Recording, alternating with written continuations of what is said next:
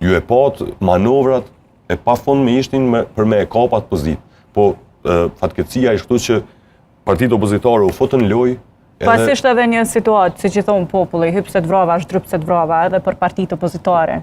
Po është nëse e vendos vetën ato opozita.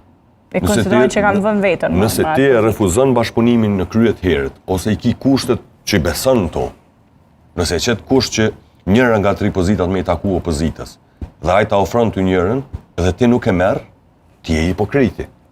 Nëse kërkon marrëveshje klasike, dhe ai të fton për marrëveshje klasike, ti je hipokriti.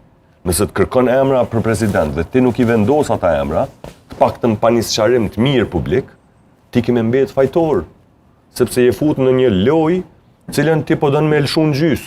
Ata që e dorëzojnë lojën zakonisht humbin edhe me rezultat zyrtar. Në çdo lojë është kjo.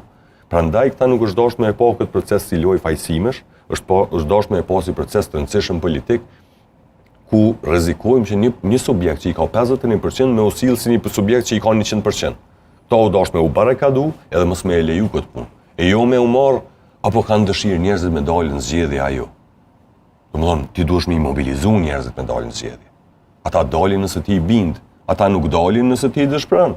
Është shumë e thjeshtë. E qartë ditëve të fundit, në fakt gjithmonë janë aktivistët e PSD-s, mirë po ditëve të fundit po isha shumë aktive dhe ka përplasje edhe me partitë opozitare dhe nga aktivistët e PSD-s të cilët edhe po garojnë në këtë garje ndërta jeni edhe ju, zotri Nushi, përplasje e ashpër kjo. Nuk kisha thonë e ashpërve, na jemi të tregu që ka ndodhur jeni duke garuar. Po, absolutisht, edhe se e kam një përshtypje.